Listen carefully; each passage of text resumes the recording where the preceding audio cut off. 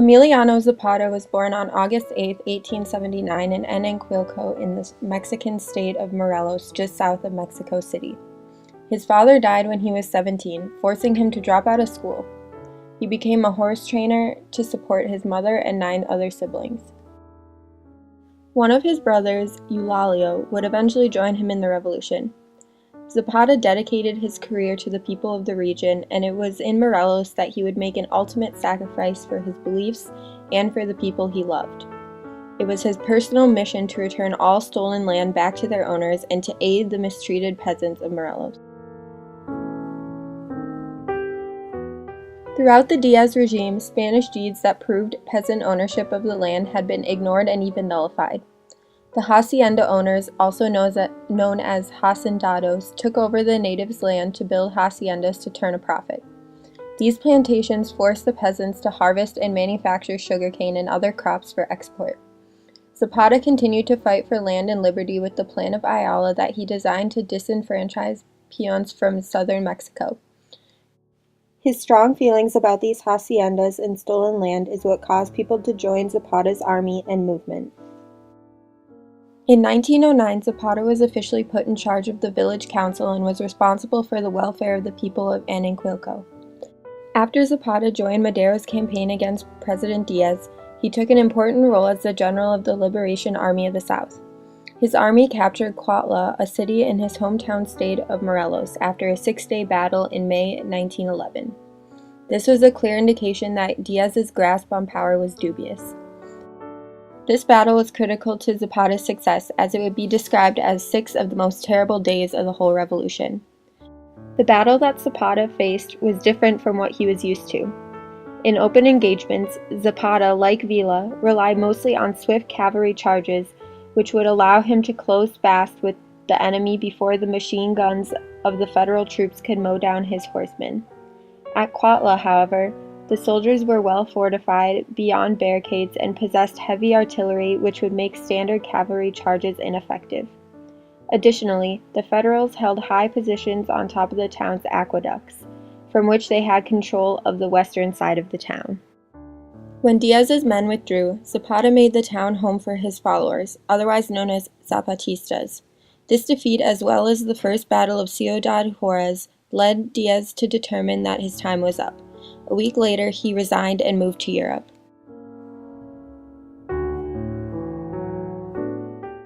One aspect of Zapata's liberation army that was considered taboo at the time was his allowance of women to join the ranks and serve as soldiers.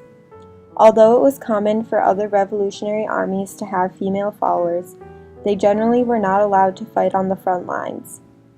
Only in Zapata's army were there large numbers of female soldiers that even served as officers.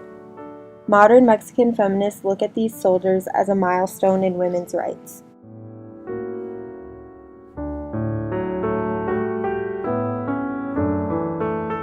The Plan of Ayala, otherwise known as Plan de Ayala, of 1911 was a short document containing 15 main ideas.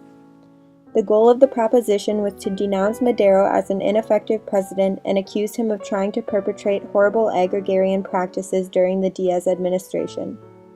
The plan was also aimed towards making Zapata's philosophy completely clear to his current supporters and to draw more support from other peasant groups. The plan requests for the removal of Madero from power and for Pascual Orozco to be chief of the revolution.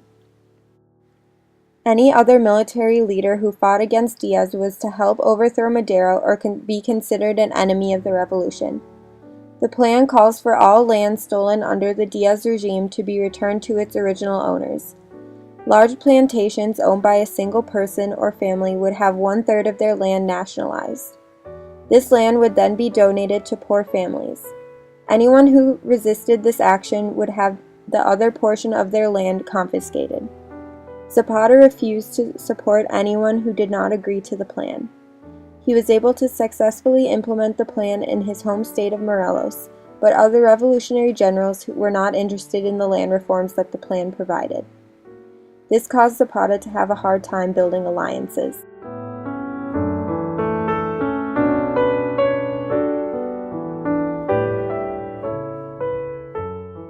In 1913, General Victoriano Huerta assassinated Francisco Madero and took control of the country. He offered Zapata the unification of their troops, but Zapata refused. This prevented Huerta from sending troops to confront the guerrillas of the north led by Pancho Villa. He was then forced out of the country in July 1914.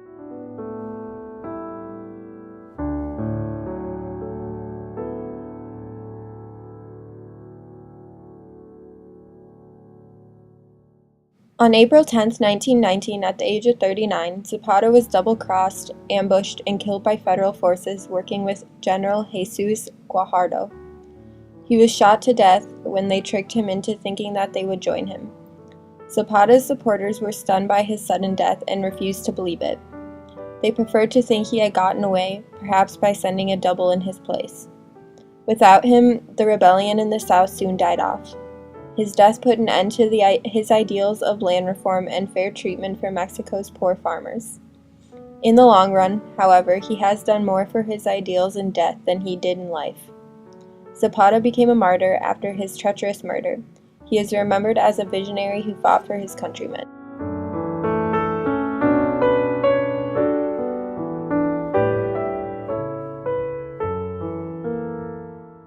Zapatistas often praise his legacy through poems and songs. One of his many followers wrote a poem dedicated to his leadership during the revolution.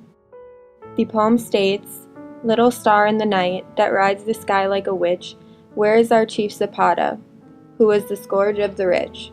Little flower of the fields and valleys of Morelos, if they ask for Zapata, say he's gone to try on Jalos. Little bubbling brook, what did that carnation say to you?